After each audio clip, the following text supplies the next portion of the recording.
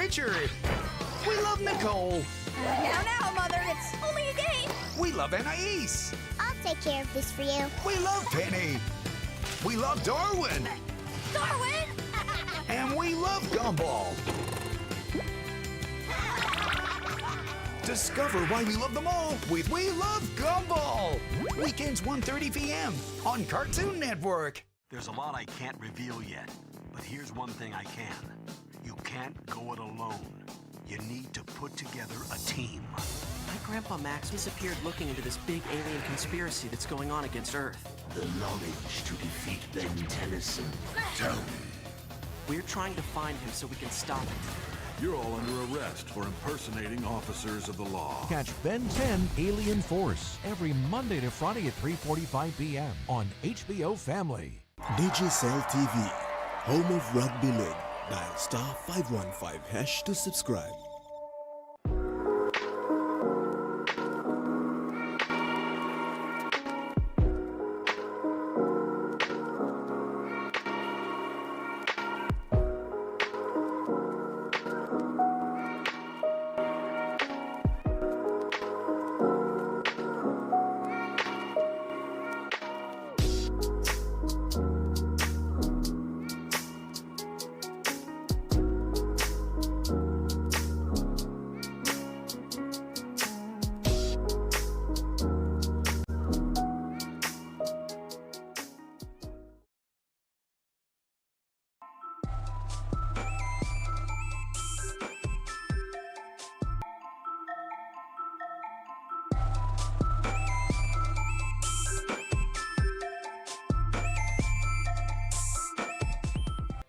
The TVWAN News is proudly brought to you by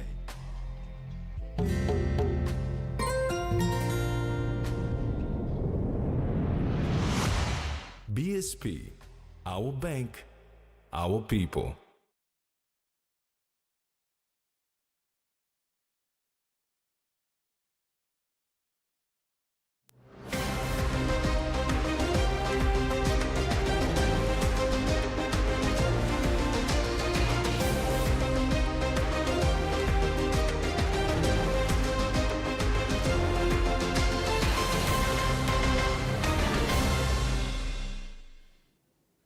Hello, thanks for joining us. I'm Mary Stilla Kelaton. And I'm Cockatoo Jr. This is TV1 News.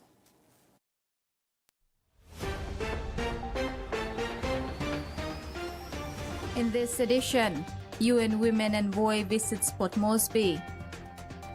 Manyamia signs partnership for NID and 100 million kina for Unity Games.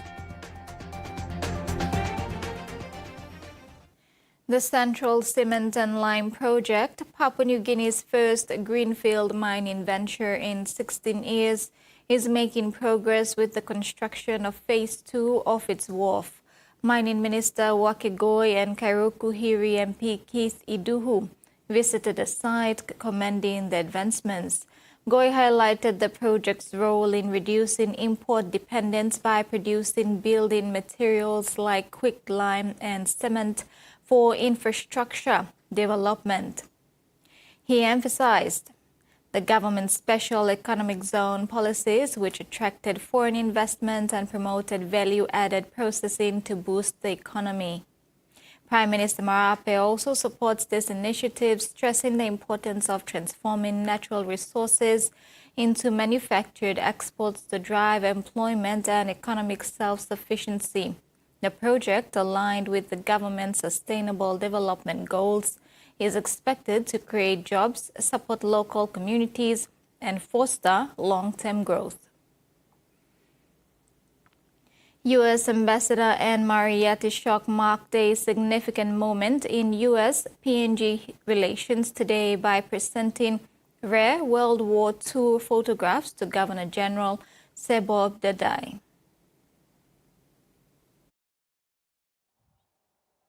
The photographs in 1942 capture iconic moments when U.S. General Douglas MacArthur resided at the Government House during his command of the Southwest Pacific Theater.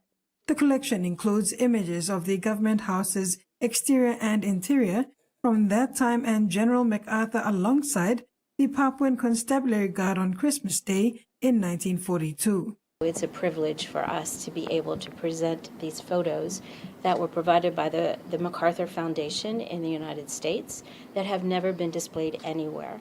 And so now they're back home where they belong. And so we thank you for accepting them and also putting them on display so that others can see the relationship that we've built over the years. Both of us share the same values and we have the same vision of a shared future together. And so we're privileged to be able to be here and also working very closely with the government of Papua New Guinea. The photographs, a gift from the General MacArthur Memorial Foundation in Norfolk, Virginia, have never been displayed publicly. Their presentation is part of the U.S. Embassy's celebrations for Papua New Guinea's 50th anniversary of independence and 50 years of diplomatic relations between the two nations. Governor General Sir Bob Dadai expressed gratitude, acknowledging the significance of the photos to Papua New Guinea's history. On behalf of the government and the people of Papua New Guinea, I want to say thank you very much, Ambassador, and the government of the United States for this partnership that we have enjoyed over the last 50 years. And as we head into the celebration of our independence, we look forward to maintaining that relationship into the future. The event highlighted the bond between the United States and Papua New Guinea, underscoring a partnership rooted in shared democratic values and a commitment to peace. As the nation gears up for its Golden Jubilee, the presentation served as a poignant reminder of the two countries' enduring collaboration. Carol Kidu Jr., TVWAN News. Prime Minister James Marape has described the World Economic Forum in Davos, Switzerland as an eye-opening experience and an opportunity to engage with global leaders in science, technology, business and economic development. Marape said the forum was not just about nation-to-nation discussions, but also about connecting with global companies, technology innovators, and key investors. Marape had the chance to meet CEOs of ExxonMobil, Total Energies, Newcrest Mining, and Newmont Corporation and discuss the future of PNG as an investment destination. UN Women Regional Director for Asia and the Pacific to Papua New Guinea, Christine Arab, arrived in Port Moresby today for a 4-day visit. Today, she visited the Gordon's Market that is administered by UN Women in PNG. The market has over 1,000 registered vendors, more than half of them women, and almost all of them mothers.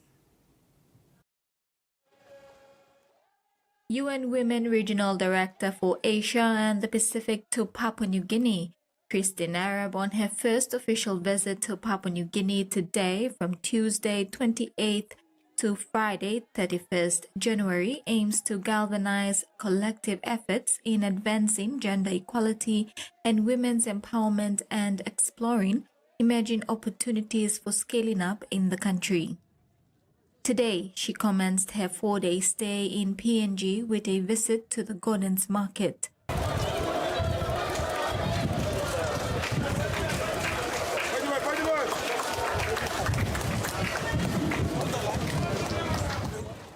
The redeveloped Gordon's Market was reopened in 2019, is co-funded by the National Capital District Commission and the Government of New Zealand, and administered by UN Women as part of their Safe City program aimed at making markets safe for women and girls. A positive story that's coming out of Gordon's Market.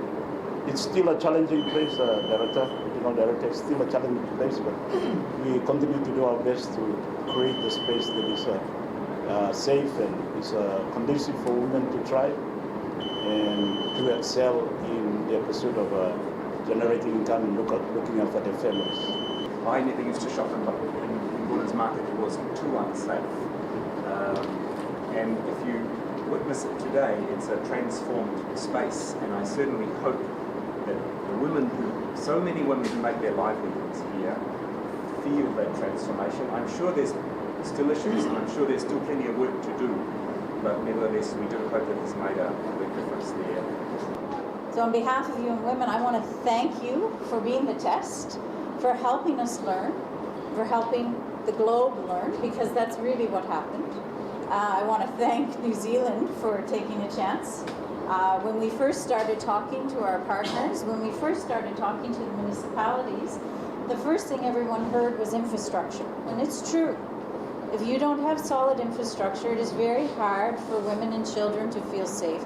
And I suspect it's very hard for men to feel safe too. During her 4-day visit, Christine Arab will participate in a series of meetings and discussions that has been coordinated with key stakeholders from the national government, representatives of civil society organizations and youths, development partners, and international non-government organizations. Regional Director Arab says the progress made by the vendors of Gordon's Market is a story that she will share in the meeting she will be undertaking after her PNG visit. She adds that the Safe City program will be replicated in other parts of the world where UN Women is present. A test that we did together in partnership with the city, with the governor, with New Zealand, and with yourselves. We tested a methodology, and it has since spread well and beyond. Suva, Apia, just to name a couple, Egypt, we do the same.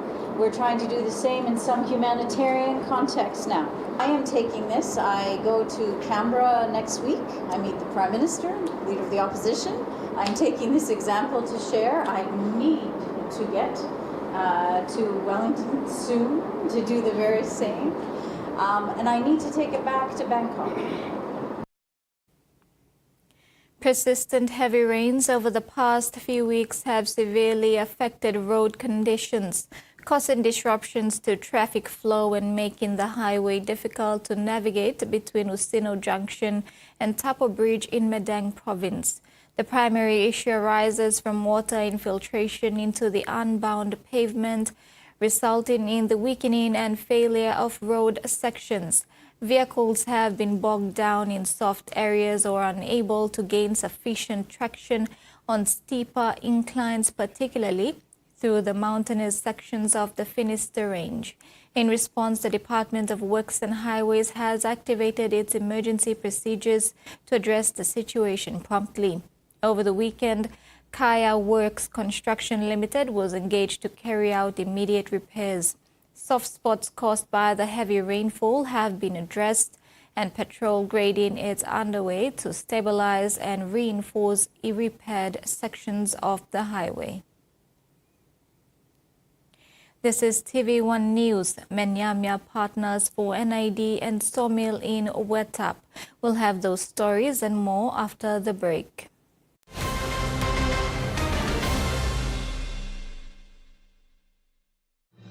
Experience a convenient and smarter way to do your banking with BSB Mobile Banking. You don't have to leave the office or your home to pay for bills. You can view your account balance, transfer funds, top up phone credits, or purchase Easy Pay units wherever you are.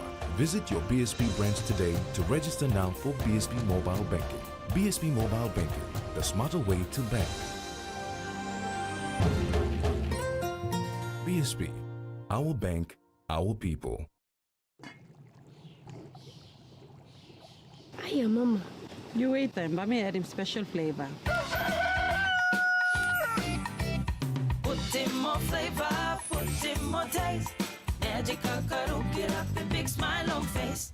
Time for Kim chicken, a great kumutu. Sip, sip, the moo, yes, magic on you. Maggi, the taste PNG loves. The Toyota JD Hi-Ace bus comes in 14 and 15-seater high-roof luxury model powered by 2.8 liters JD engine for optimal performance output, fuel efficiency and quietness, designed with improved safety features and easy maneuverability for tire steering angle. The Hi-Ace lift suspension and annular frame structure is opted for smooth ride, comfort and safety. Experience the ride on the Hi-Ace bus and experience the Hi-Ace pride, the bus that exceeds all expectations.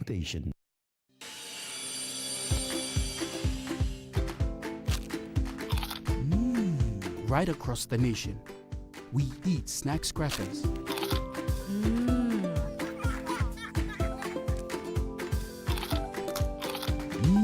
Emi trupla. All get a young planalapun, only like him snacks crackers. Only make him here, no P&G, one-time lay biscuit company. It's crunchy and tasty. It's irresistible.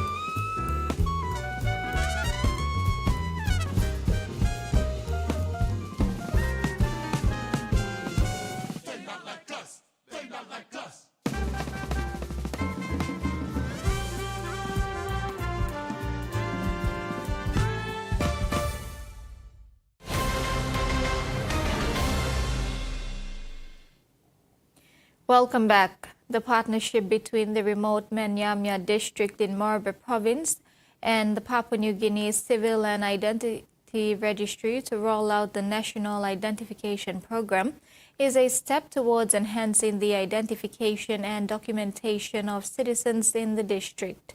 This initiative aims to improve access to essential services, facilitate governance, and promote inclusive development by providing residents with official identification. The Manyamya District Development Authority in Morobe is partnered with the PNG and Civil and Identity Registry Office to roll out the National Identification Project in the district. The DDA signed the partnership agreement with 220,000 kina today to kickstart the project.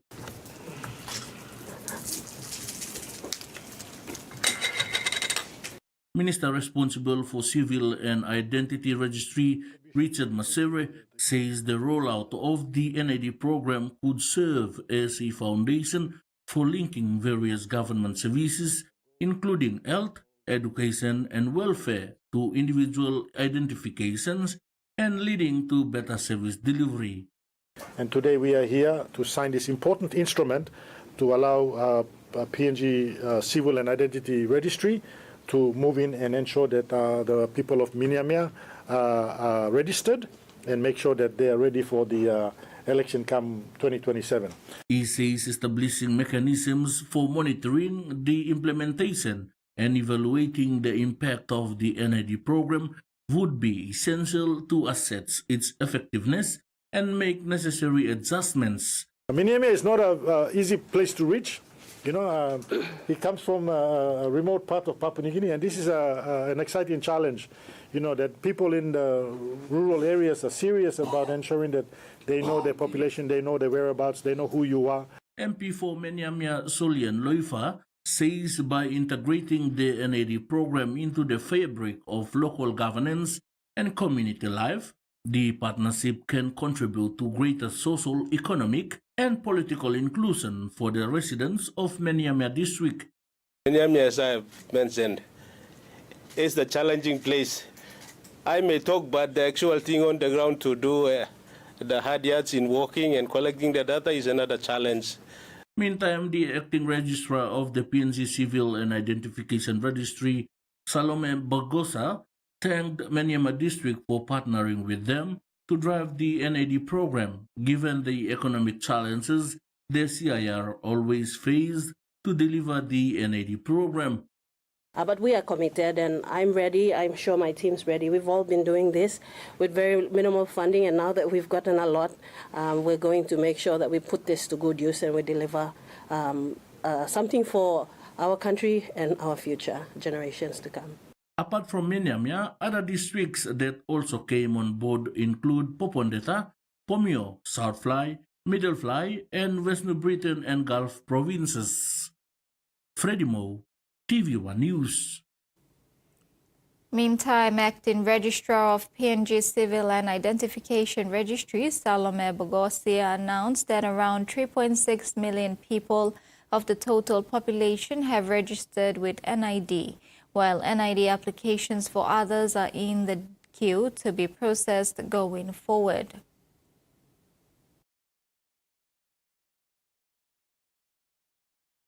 .6 million people already. 70% of those are adults and 30% are under 18.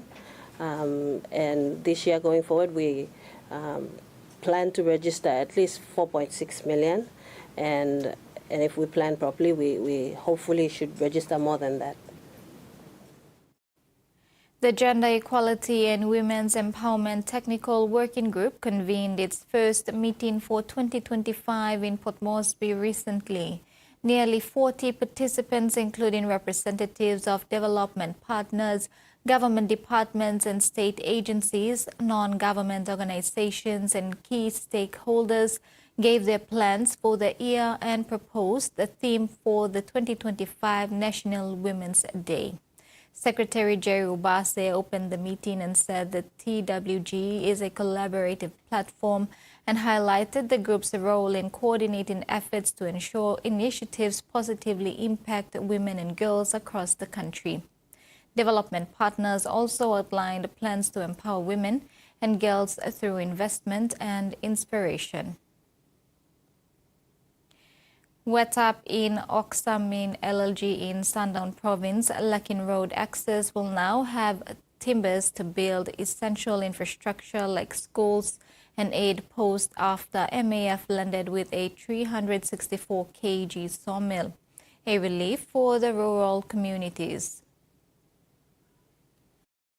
The trip was crowded when Mission Aviation Fellowship landed with a 364 kg sawmill.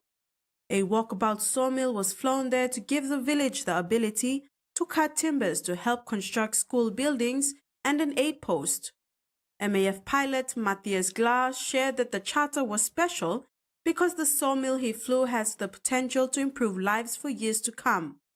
The sawmill was purchased in Mount Hagen and transported by road to Tari. Once there, it was loaded onto a MAF Kessner caravan and flown to WETAP. Pilot Matthias shared that it was not only a challenge to transport the sawmill because of the many different parts of the sawmill, the setup of WETAP airstrip is definitely the most difficult. He shared that flying the sawmill was a very special moment for him and MAF. The purchase of the sawmill was initiated by the people of WETAP. Due to the benefits of the project for the people of WETAP, it was funded by Teleforming District through its 2024 District Services Improvement Program funds. The sawmill was well received and is already in use. Jasmine Irjak, TV1 News. And now the finance news. The kina closed unchanged at $0.2494 in the interbank market. At Bank South Pacific, our kina was buying $0.2419, $0.3821 Australian dollars, $0.2232 euro, and 37.09 Japanese yen.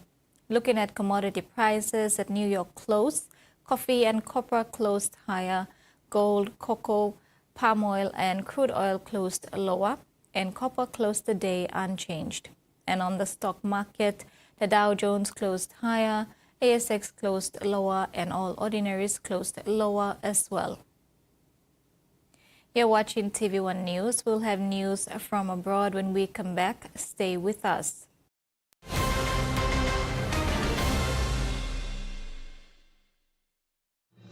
Experience a convenient and smarter way to do your banking with BSB Mobile Banking. You don't have to leave the office or your home to pay for bills. You can view your account balance, transfer funds, top up phone credits, or purchase Easy Pay units wherever you are.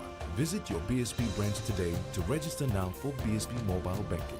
BSB Mobile Banking, the smarter way to bank. BSB, our bank, our people. A true champion is measured by their courage, their determination, and their passion to never give up and to always keep trying. The With a delicious Milo in milk taste and added nutrients, Milo in milk is a great way to fuel our little champions with nourishing energy every day. Because true champions give it their all. Milo, PNG and Mia. Find PNG made. In its first 10 years, the PNG LNG project has had a long-lasting impact, contributing more than 28 billion kina to the state of Papua New Guinea. Equity distributions are paid to KPHL and MRDC based on the interest they hold. Tax is paid to the IRC, while development levy and royalties are paid to DPE. For more information on direct and indirect benefits, visit PNG EITI's website. Hey PNG, guess what? What? You can save up to 34% on digital TV plans when you pay with Cell Money. Nice, yeah. And now, just visit a Cell Money agent or Digicel store to deposit money into your Cell Money wallet. Then dial *888# to buy your prepaid TV plan from your Cell Money wallet, or use the Cell Money app and boom, save up to 34%. Yeah. Now you can enjoy more entertainment for less, only with Cell Money, a product of Digicel.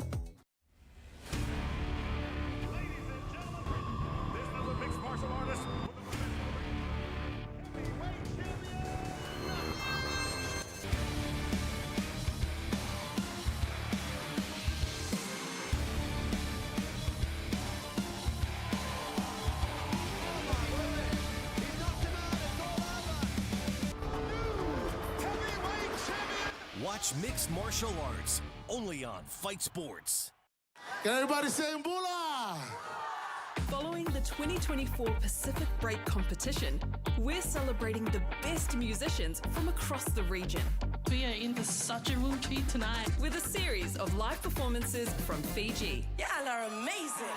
This week from Papua New Guinea, it's Danielle. Oh, you wanna get that candy? Pacific Break concert, Danielle.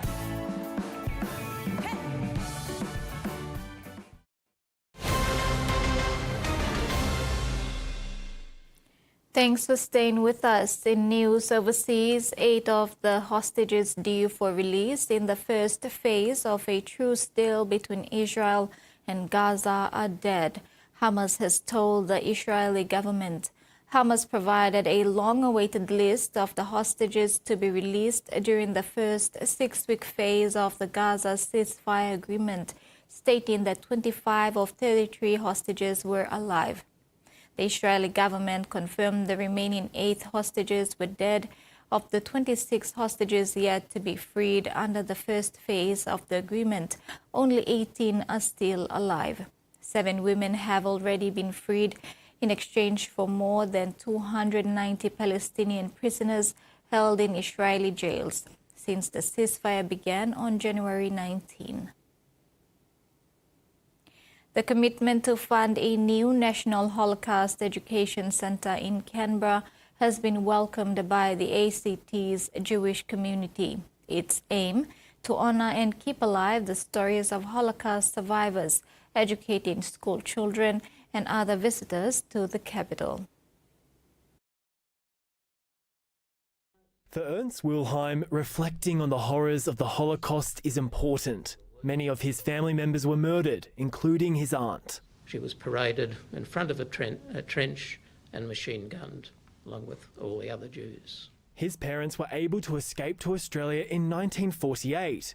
Now, on International Holocaust Remembrance Day, he's concerned about the level of racism currently being experienced by Jewish Australians. But what is so sad is that some people are turning their hostility about what is happening in Palestine towards Australian Jewish people. And that is pure racism, and that is totally unacceptable. And that recent rise in anti-Semitism has prompted the federal government to commit $4.4 million into building a national Holocaust education centre in Canberra. For the Jewish community to tell their story in a culturally appropriate way and educate young Australians about the history of the Holocaust. There's less and less of our wonderful survivors with us to tell their stories. There is more and more misinformation appearing in social media of Holocaust denial. 165,000 Australian schoolchildren travel to Canberra each year to learn about Australian democracy, history and culture. The government hopes a new education centre here will become part of that itinerary. It means that people will remember that this happened and it must never happen again. Preserving the lessons of the past. Whether you've spent your public holidays getting outdoors, unwinding or nursing a headache, people across the territory have all had one mission in mind: keeping cool from the heat. With a heatwave boiling Central Australia and a monsoon no-show in the top end, cooling off is the priority. Territorians are feeling the heat this public holiday. A heatwave is scorching Central Australia with no end in sight. It's been a while since we've had a temperature below 40 degrees for Alice Springs, and on the forecast we don't get below 40 degrees in the next 7 days. Centralians are no stranger to heat and are dealing with it in the best ways they know how. Swimming off the sweat. Always too hot and I want to cool down, so that's why I go to the pool. Make sure to wear your thongs while you're out, and make sure to stay under a shade. It keeps everyone really healthy as well, and that active lifestyle. So when it's stinking hot, yeah, you're either inside on a couch or you can come out here and cool down. Others opting to stay out of the sun altogether. And now we're in the nice cool cinema. And then we might get a nice cold ice cream. What do you think? Yeah. Stay inside. I mean, if you have to go out, I wouldn't recommend walking around. Although familiar, the heat isn't to be downplayed. This week dubbed as abnormally hot for the time of year. A lot of people say, oh, it's hot. But this is the fact that we do have heat wave conditions is reflective of the fact that these are unusually hot conditions, so it's even hotter than normal. While we're not in a heat wave here in the Territory's top end, the record-breaking absence of the monsoon is driving people troppo. We're expecting to see a bit of rain throughout the week here in Darwin, but for now, the hot and sticky conditions are here to stay. We've still got that really high dew point, so we've got really high humidity, and with the same dew point, the temperatures come down a little bit. That's actually increased the relative humidity. Testing the true limits of what it means to be Territory tough. Bird lovers and experts have sounded alarm bells over the disappearance of yellow-tailed black cockatoos from the Eyre Peninsula. Ecologists say bushfires and land clearing has declimed the natural habitat for the native birds and drastic intervention is needed. This is the last known family of yellow-tailed black cockatoos on the Eyre Peninsula. I think the chance of the yellow-tailed black cockatoo surviving another 10 years is pretty unlikely. Sadly, I just think they'll be gone. We're so low numbers now, so yeah. I didn't think I'd get emotional. There are estimated to be fewer than a dozen of them left, with a century of land clearing and the 2005 Wangari bushfire destroying their habitat. We're still living the legacy of what happened back then. National parks have been monitoring the decline of the yellow-tailed black cockatoos for decades. The cockatoos have captured the hearts of the local community in the two migration zones, around the Coppio Hills and Mount Damper region. This is them in some of the Aleppo pine trees. Marcia Jericho is known as the Cocky Lady. She ran a network of people who monitored the birds for several decades. The conditions of the day, which direction the cockatoos flew in from. And we were dropped off a calendar each year, or cocky calendar we called it. And whenever you'd hear them, we'd rush outside and count them up and that. Over the years, community members and park rangers have worked to try to repopulate them, including taking eggs to Adelaide to hatch and returning the chicks to Eyre Peninsula with little success. The young birds, unfortunately, hadn't learnt from their adults and were silly enough to do things like forage on the ground and get eaten by foxes, so their death rate was quite high. The experts say translocating adults to the region might be the only chance for survival. Perhaps we could find a benefactor who could take on, looking after the cockies. But with the existing cockatoos on the Eyre Peninsula nearing the end of their lives, that someone needs to be found urgently. Swimming is Australia's national pastime, but as the cost of living continues to surge, some regional children aren't learning how to swim. Now, a free program in North Queensland is giving rural kids a chance to learn water safety skills in the hopes of reducing the drowning rate. Learning to swim is a rite of passage for most Australian children. But as family budgets tighten, some are having to go without. It is very expensive, and because I have 3 kids, that will multiply. For this group, the lessons are free, gifted by a Charters Towers business. I've got a young daughter myself, a 2-year-old. She just loves water, and I think every kid should just be able to enjoy hopping in the water and be confident in the water. So we came up with a 2-day intensive swim class, which is at 30 minutes a lesson, and we were able to put that together and then put it out to the community. For these country kids, the program's not just about teaching them to swim in the local pool. It's about giving them vital life lessons which could prevent a tragedy in a river, creek or dam.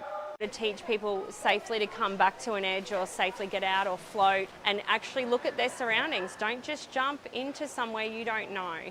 These are all part of education for water safety. It's made new swimmers more comfortable in the water. Especially my bub, the little 2-year-old. She was so scared, but by the end of it, she was so confident. Swimming Queensland wishes free lessons could be implemented nationwide to curb the rate of drowning, which occurs at a higher rate in regional towns. We're not going to make them into Olympic swimmers or anything like that, but we're going to actually get them so they're at least going to be able to save themselves in the water. If it saves one life, it's been more than important and worthwhile. That ends the news segment. Over to you, Carol. Thanks, Mary. Later in sports, 100 million kina for Unity Games and Lay softball returns.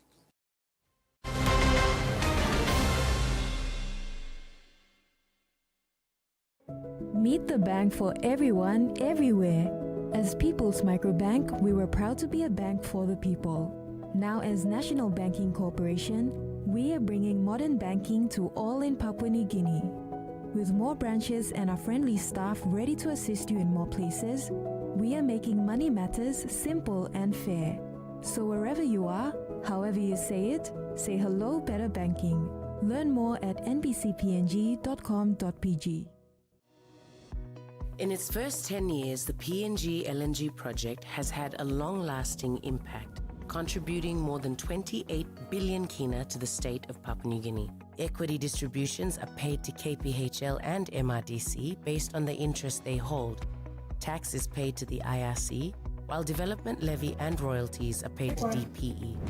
For more information on direct and indirect benefits, visit PNG EITI's website. Mama, somebody! The doctor said she's having a mental breakdown. Since we lost our daughter, she's been acting so strange. My name is Kachi Side. Is it not better we adopt her? Kachi is not what you think she is. How dare you do this to my daughter's name? I'm trying so hard to make the daughter they lost for peace to reign.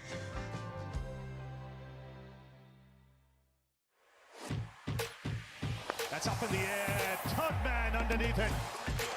And India strike early. Well, this is better. Warner on one leg. That's a shot we've seen him play many times. Oh no, and it's gone through. Oh my goodness, what a blinder that is. That is absolutely sensational.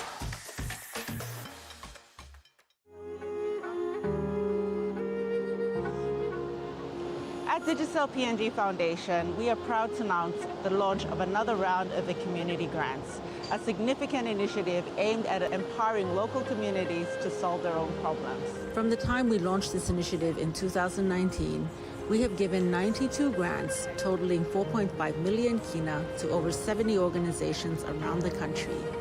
These local organizations have connected communities to water sources for the first time. built waiting homes for pregnant mothers, literacy centers for communities, health clinics in remote areas, classrooms for students, and safe houses for women at risk of violence. At Digicel, we're not just connecting people, we're empowering communities. Applications are now open.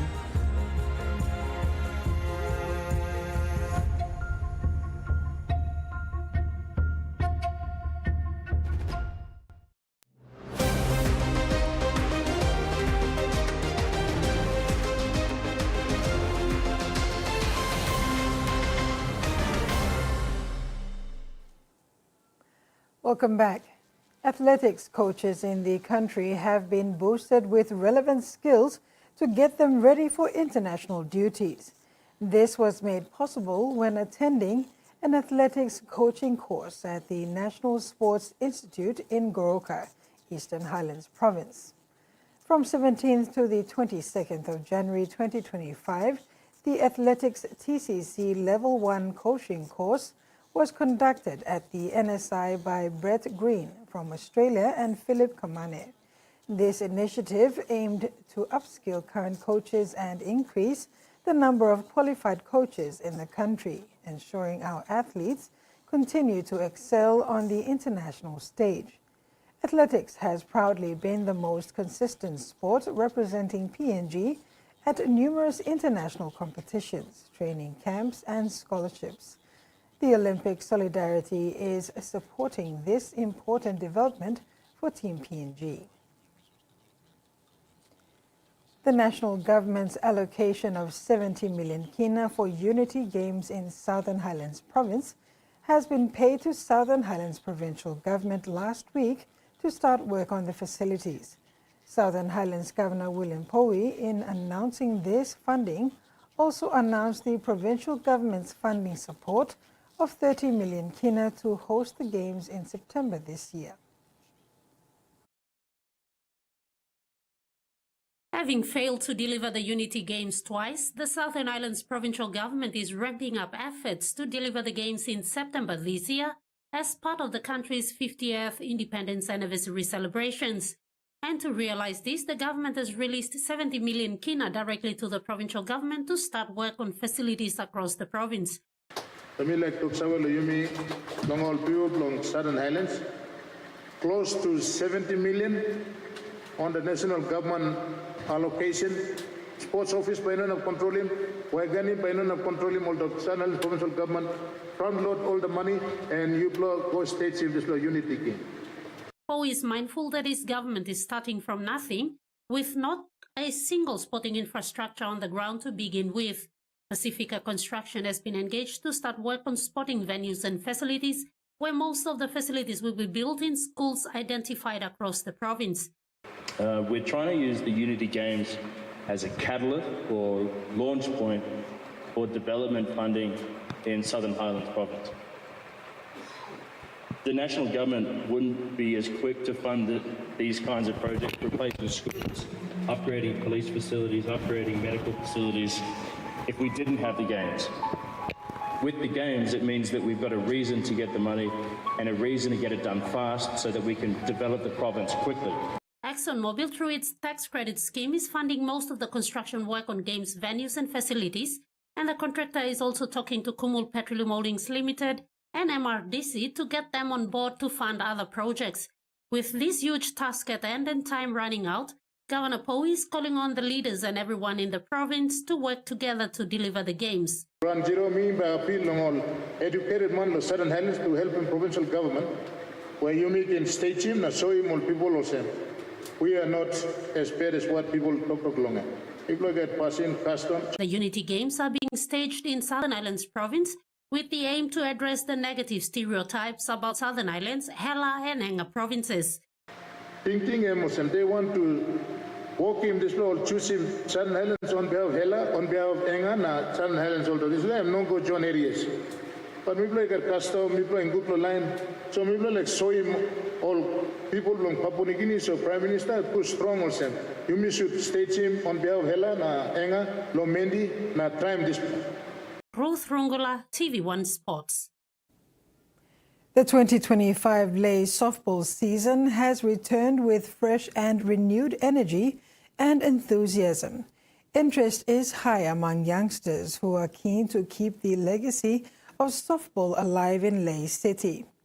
After 3 weeks of slow pitch action in Lay City, momentum has picked up heading into the first weekend of fast mode held last week at the Nial Oval at Eriku. It was indeed a good show of young blood joining their parents and senior players with great eagerness to carry on the bat and glove mounting onto the pitch. They want to see the code of softball continue to grow and flourish in Marbe Province.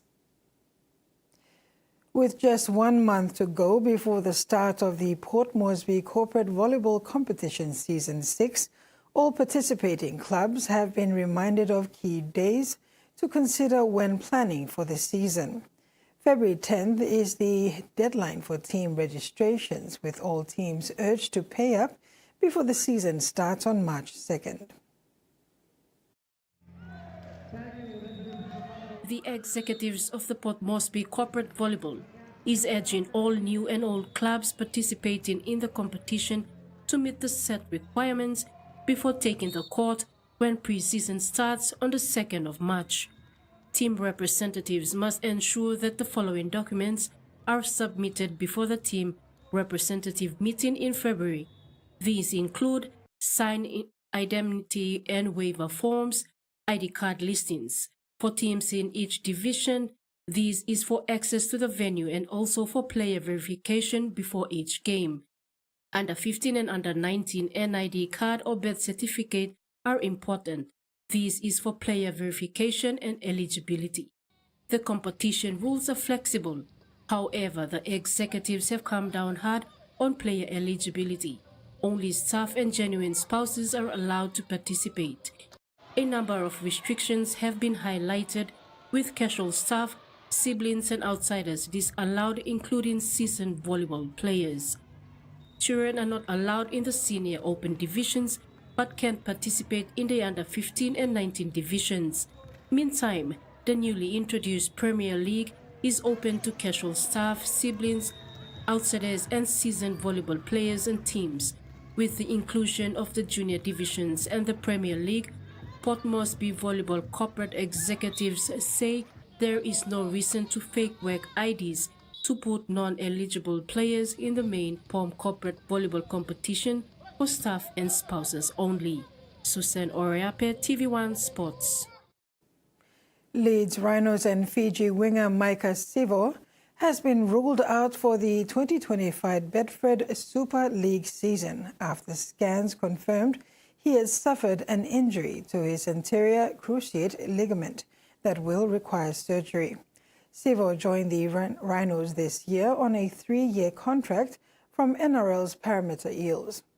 The 31-year-old injured his left knee in the first half of Sunday's 22-4 win over Wigan Warriors.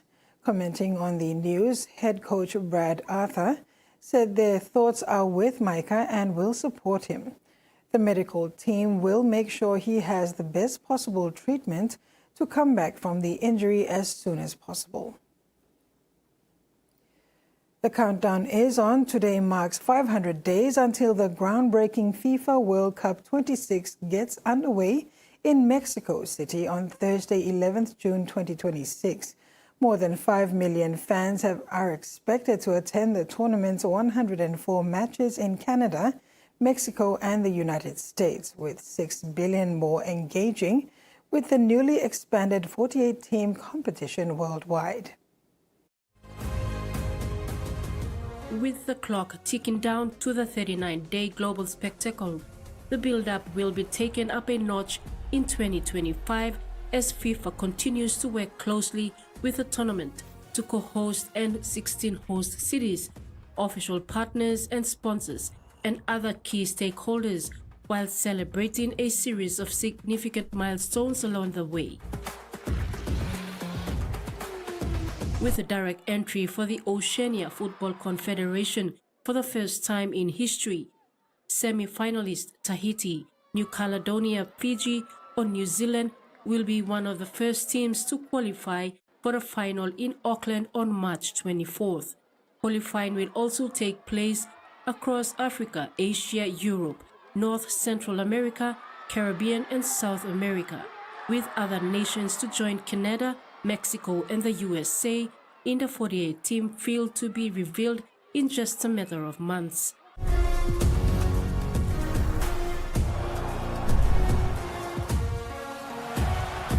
Off the pitch, the unveiling of the popular host city posters, the launching of ticket and hospitality sales, the final draw for the tournament and several other events and announcements will captivate football fans around the world.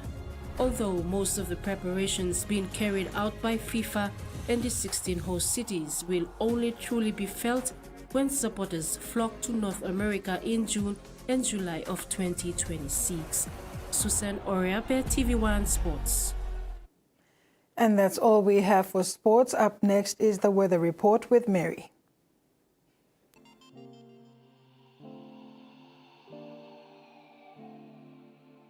Southern, Port Moresby, partly cloudy with chances of brief showers. Daru, cloudy with few showers and possible thunderstorm. Alotau and Popondetta, mostly fine, partly cloudy. Momase, Ley, partly cloudy with chances of brief showers. Medang, mostly fine. New Guinea Islands, Kavieng, Kokopo, Rabaul, mostly fine. Kimbe and Buka, mostly fine. Highlands, Mount Hagen, partly cloudy with chances of brief afternoon showers. Mendi, Tari and Wabeg, cloudy periods with rain showers and possible thunderstorm. Coral Sea, sea slight to moderate with southwest to northwest winds of 10 to 20 knots. Solomon Sea, sea smooth with northwest to northeast winds of 5 to 10 knots. Bismarck Sea, sea smooth with northeast to easterly winds of 5 to 10 knots. Pacific Ocean, sea slight with northeast to easterly winds of 10 to 15 knots. Waters of southern PNG Indonesian border, Tudaru, Kiwai Islands, Kerema, Tuyul Island, Hood Point to Samari Island, and waters of New Ireland to East New Britain and Bougainville, seas 0.5 to 1.3 meters. Waters of Cape Vogel to Huon Gulf to Finchafan through Vitia Strait to CSC Long Island to Medang, seas 0.5 to 1 meter. And that ends the news tonight. Pleasant evening. Bye for now.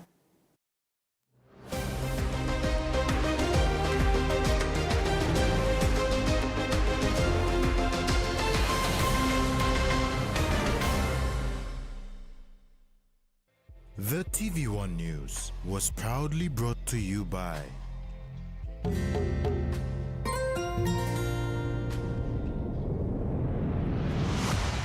BSP, our bank, our people.